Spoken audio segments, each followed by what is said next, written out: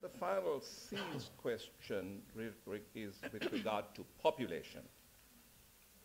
Now, according to the United Nations, global population will grow from 6.7 billion to 9 billion by 2050.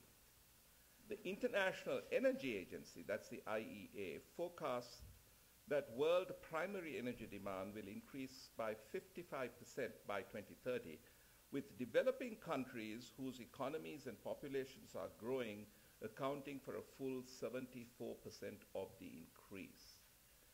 Should the United States advocate any population-related initiatives, and if so, what might they be? With regard also to the last question as well, China does what is in China's interests. They pursue their own self-interest, and it is incumbent upon us to make China see that it is in their interests to move in an renewable energy direction and not contribute to this problem of global warming. And we do have significant leverage to do that. Absolutely, America should play a role in decreasing the rate of global population growth. There's two sides to the equation with regard to global carbon emissions. One is the per capita usage of energy. The other is how many capitas there are.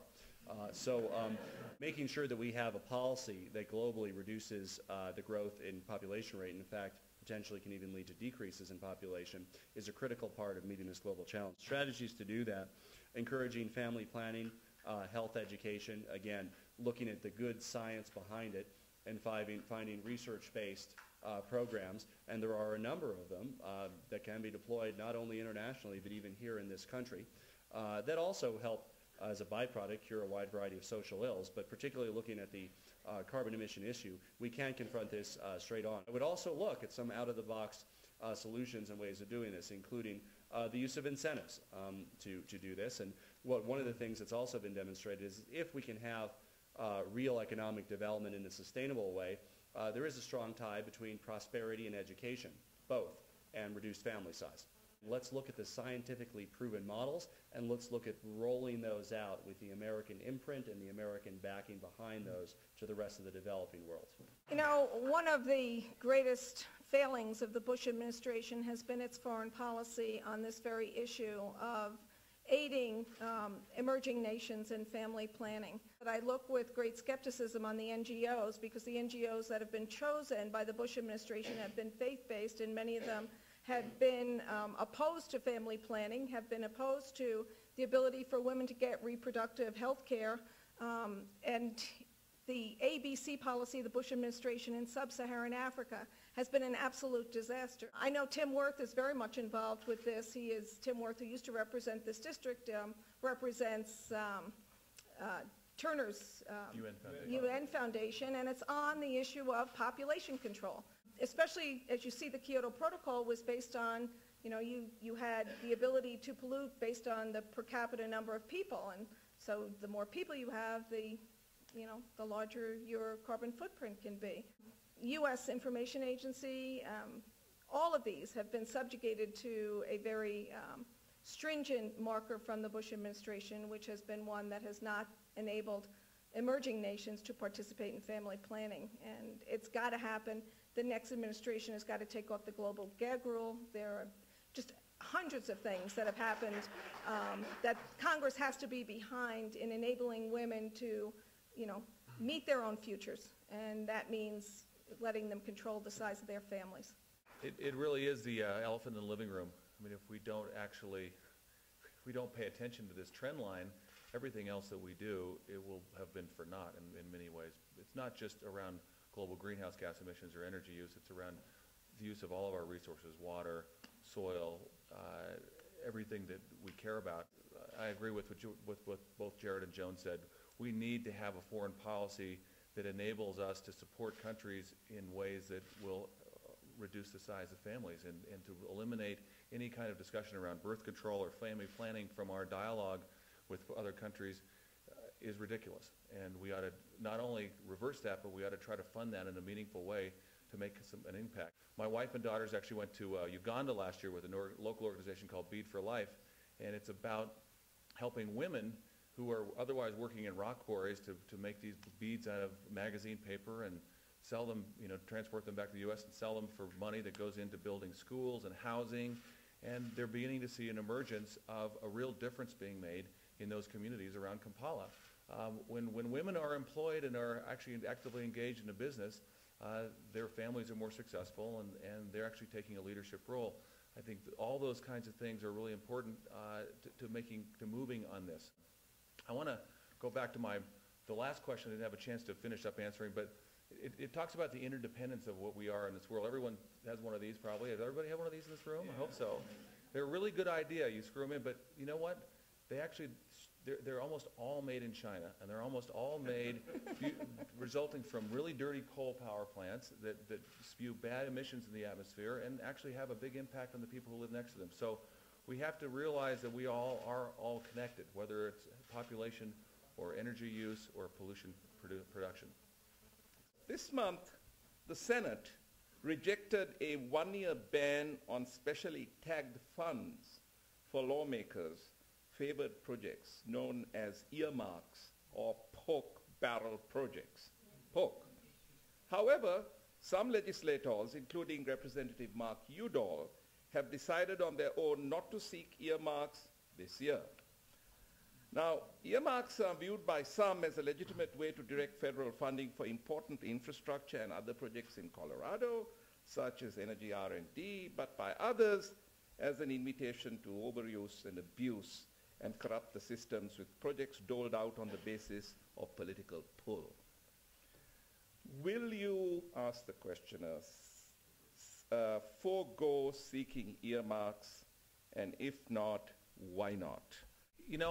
I would not agree to unilaterally disarm and say I would not go after some projects for this district or this state.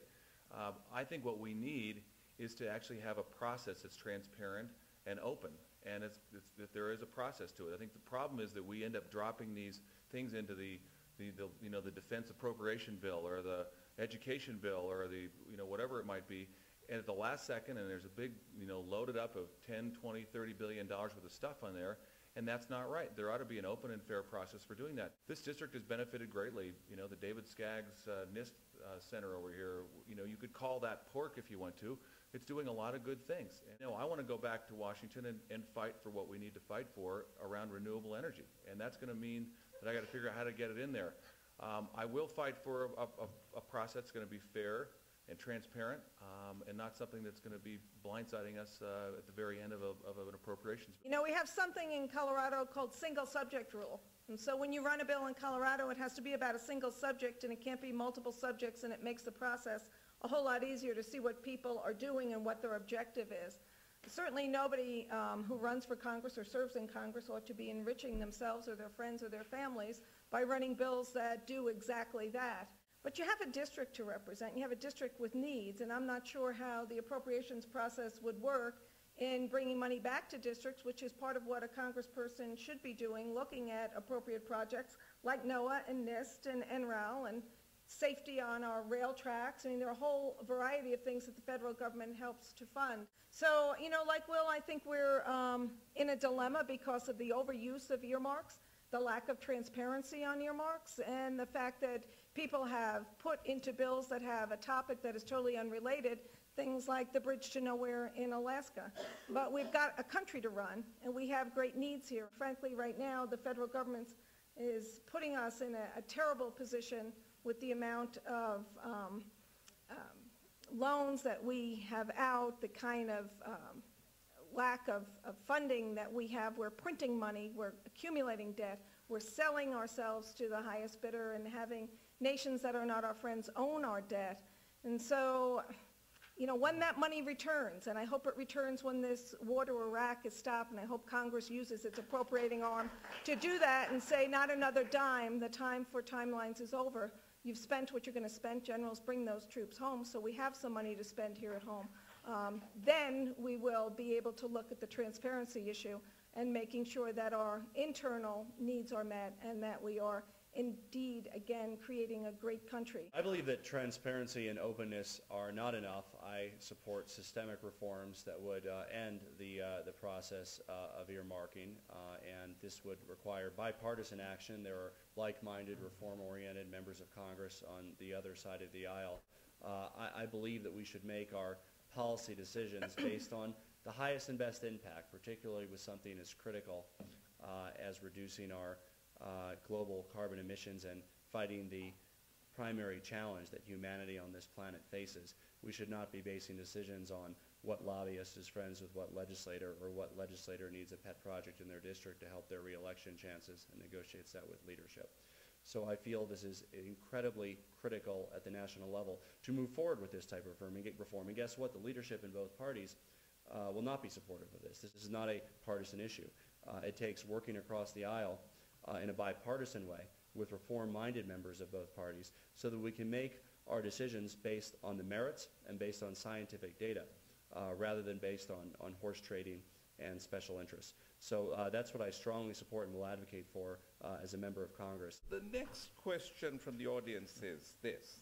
Since very little can be accomplished in Washington without getting moderate Republicans to join in with Democrats, what experience do you have and what approach would you use to persuade colleagues of different parties or groups to support your sustainable energy agenda? I've spent the last 7 years at the Colorado General Assembly, 2 years as the chair of the Business Committee, and following that, my colleagues asked me to run for minority leader of the Senate.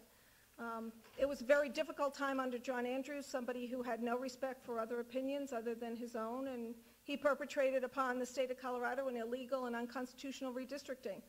Following that, I was asked by my colleagues to become president of the Senate, and it was confirmed by the full Senate.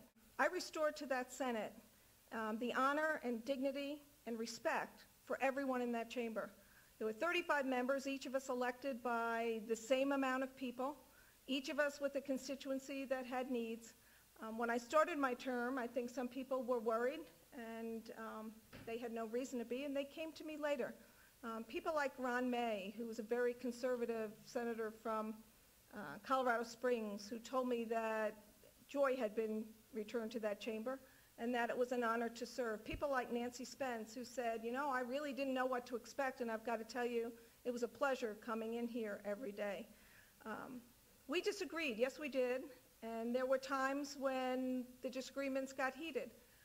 But we also stood together and did things for the state of Colorado. One of the first people I called to help with Referendum C was Senator Norma Anderson. Norma had opposed me as president of the Senate. Just a week later, I called her into my office and said, Norma, can you help put together a compromise on Ref C? Set aside whatever differences we have for the state of Colorado, and we did that. I worked with Governor Owens, a man with whom I agreed on very little, because what was at stake was this great university and every institution of higher learning. Whether or not we got a compromise on Ref C that was bipartisan and that would pass with the people of Colorado. I've spent 7 years trying to make Colorado a better place to live, and it took Republicans and Democrats to do just that.